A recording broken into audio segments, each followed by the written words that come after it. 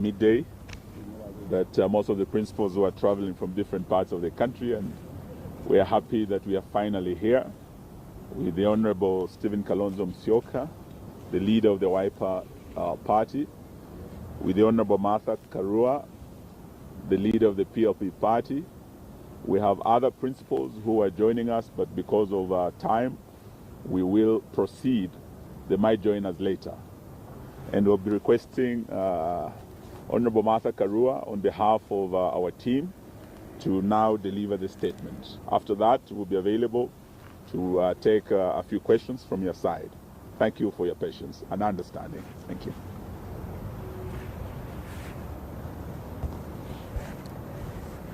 This is a joint statement by the People's Loyal Coalition.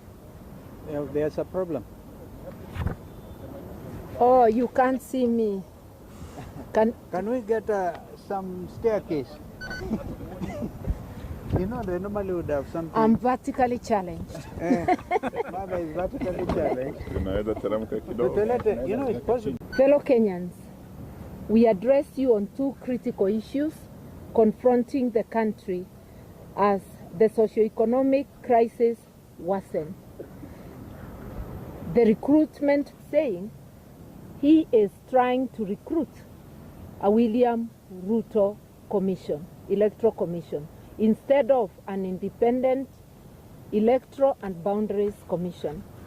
This nefarious exercise, we believe, is intended to manipulate or rig the next general election to perpetuate the continuation of the Kenya Kwanza regime that has clearly lost the trust and confidence of a majority of Kenyan people. So far, the shortlisting process has left out Kenyans with credible qualifications and experience based on our assessment over the 1,400 who applied for positions. And it happened the same way with those who applied for chairperson. Quite a number of those who made the list have questionable credentials, and some of them have partisan interests and are either members of the UDA party and the ODM party, or managing somebody within UDA. There are serious allegations of integrity and grave inherent conflict of interest. A number of the selected applicants are members of the executive structures of UDA and ODM and have in the last 3 years been beneficiaries of skilled public appointments by William Ruto and some by Ms. Odinga. We wish to point out the case of Joy Midivo. She has been the chairperson of the UDA Internal Dispute Resolution Committee. It is clear that Ms. MS Midivo is not eligible for consideration for appointment as IEBC Commissioner as stipulated in Article 88, 2A, Roman 2 of the Constitution. Given the clear position articulated in our supreme law of the land, why was MS Midivo shortlisted by the IB selection panel? This is a clear violation of our Constitution. More so, this is a great betrayal to young Kenyans who sacrificed their lives on June 25, 2024 in order to have a credible and independent commission, among other things. The cry of the Gen Z was transparency and accountability. Given the clear, Mr. Ruto's personal advocate is also set for an interview as a possible commissioner. We ask, how can a person bound by the principle of client confidentiality be expected to discharge his constitutional duty free of actual or perceived conflict of interest? Would he be non-partisan. EV is recommended for the position. It is seemingly becoming plausible that the review of the original list was designed to accommodate the interests of the top members of government. Worse, there are growing concerns about the National Intelligence Service, which has recently been accused of abductions, torture of civilian disappearances, and other human rights crimes and illegalities. We challenge the IEBC selection panel to categorically explain how Ms. Medieval and Karua were shortlisted and the role, if any, of the NIS in the selection process. We also urge the panel, I want to add there, and anybody else who has conflict of interest, because there may be others whom we don't know and the public knows.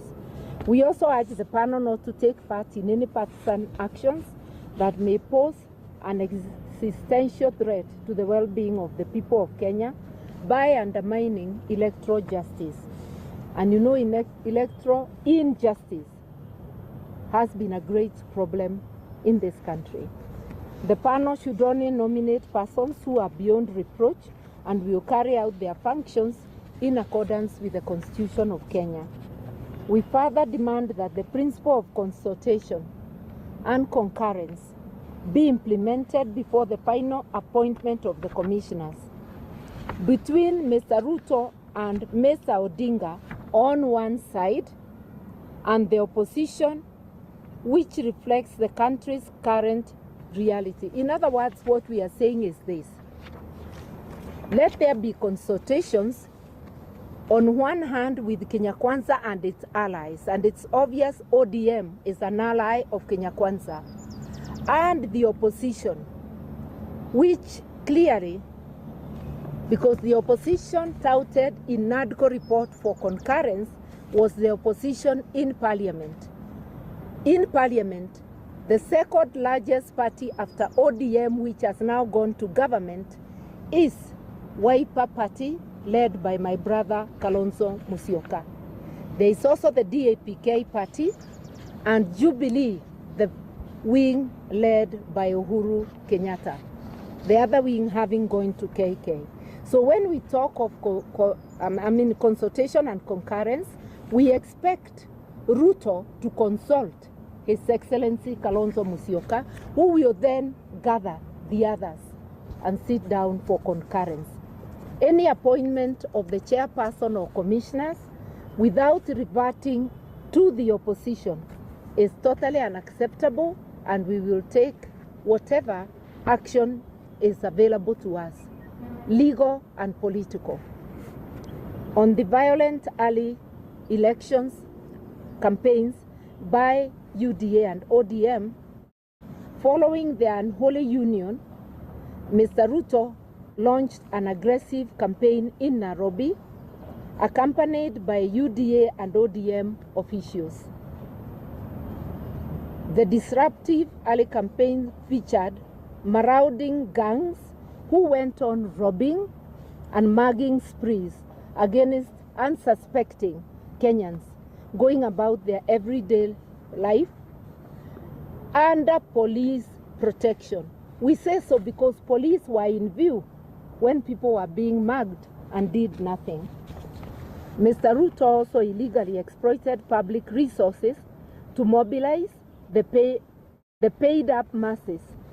The phony display of support failed miserably, and the preposterous fake promises of creating and distributing millions of free chapatis to Kenyans did not quell the people's rage against this discredited and rogue leadership. It begs the question that many are asking across the country: how desperate and to what new laws will this rogue regime sink to?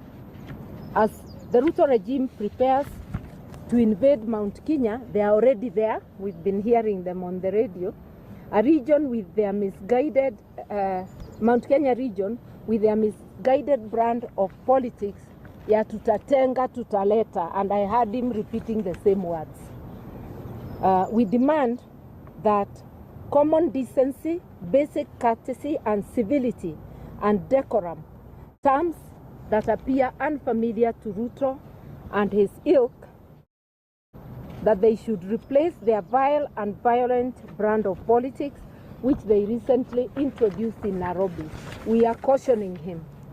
Do not take thanks to the people of Mount Kenya and to any people in this great country of ours. Go to the people if you believe they have given you mandate and your mandate is still current. Go to them without having to mobilize thugs, without having to bus people to go and clap for you in a place they don't belong to. Finally, we call on citizens of Mount Kenya region to remain peaceful and patient and not to be goaded by the bad, insightful and hateful behavior of this discredited regime. We also have an issue with the Nairobi County government, which has recently declared Nairobi River Corridor with its demographic implications. We express our strong reservations on the declaration by the Nairobi City County on March 6, 2025, that proclaimed the Nairobi River Corridor as a special planning area, SPA.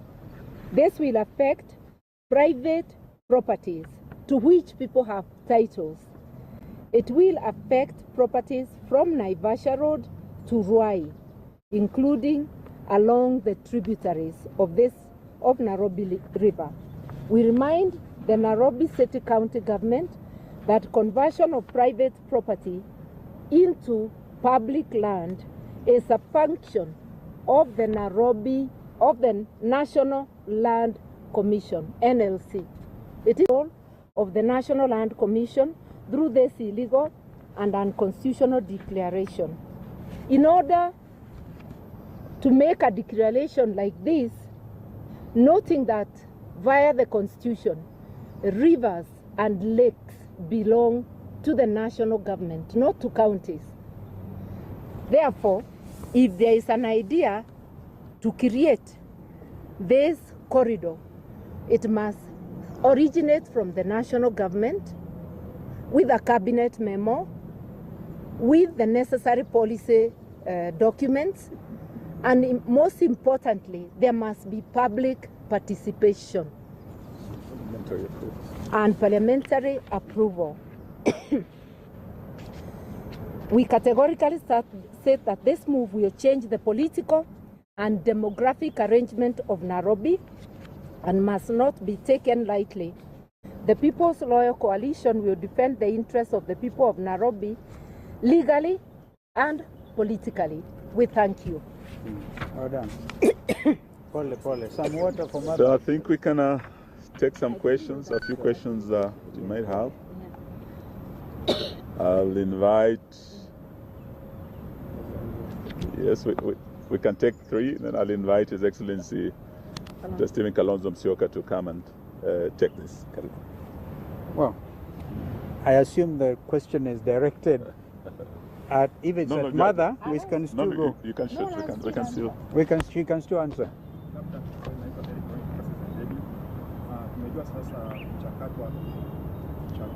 Sauti kidogo. Sauti kidogo ba. Ona mwezi sitisha labda kupitia oda ya koti na ngoja mpaka siku labda ya chama itakuwa inatekelezwa. Huoni kama labda hiyo itakuwa inapoteza muda? Yet you have a time now to maybe do something like that, stop the process. I think the second one. Yes.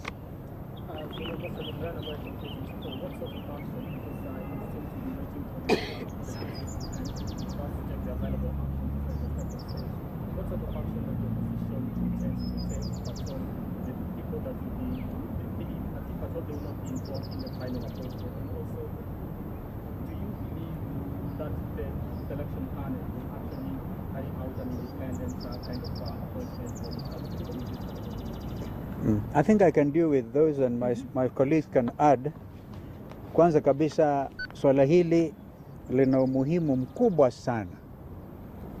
Na sisi hatutakaa kitako tu na kungojea uamuzi wa pande moja kutoa list ya wale ambao watakuwa wameteuliwa kama wenyekiti ama mwenyekiti na pia wanachama wa tume ya IEBC.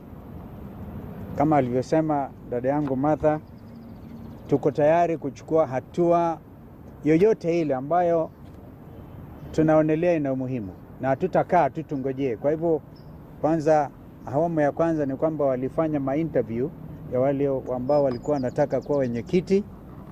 Sasa wanaendelea na kuwa interview wale ambao ni commissioner, members wa tume yenyewe.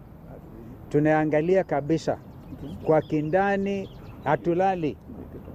Na mimi mnakumbuka kwamba siku chache tu zilizopita niliandika barua nikamwandikia Mheshimiwa Raila na pia nikampa kopi Mheshimiwa William Ruto.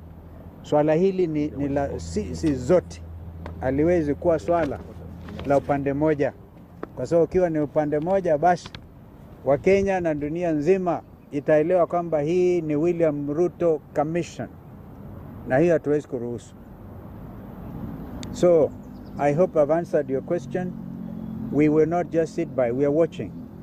We are watching and it is good that, kwa mfano,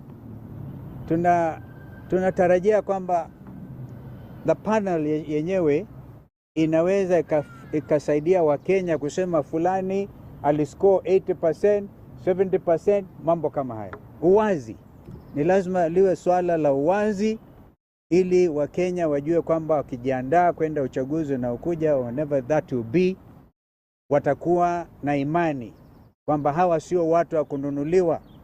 Kumbukeni yaliyofanyika 2022 when my sister was a running mate ya Raila. Bado Wakenya wengi wana machungu yaliyoonekana wakati huo ni lazima yakomeshwe. Kipindi hiki, safari hii, we are not leaving anything to chance. We can take two more. We are happy. Tawashukuruni kama ni hayo tu. I think it's okay.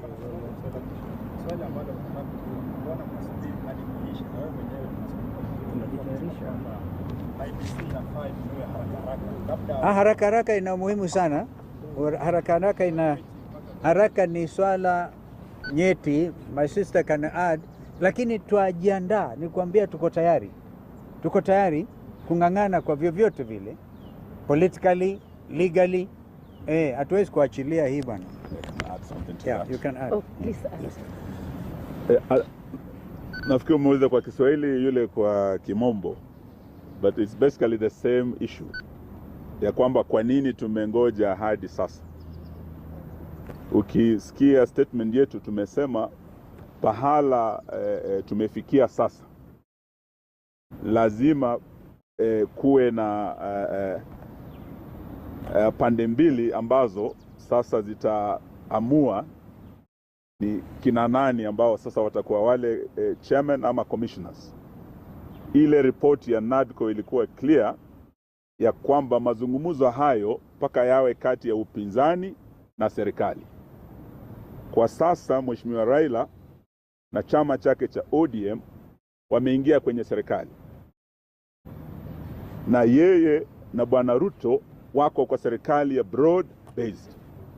Sisi ambao tumesalia kwa upinzani tumesimama na wananchi na Gen Z na tumesema hatutaingia serikali ya Zakayo, hatuko kwenye broad based.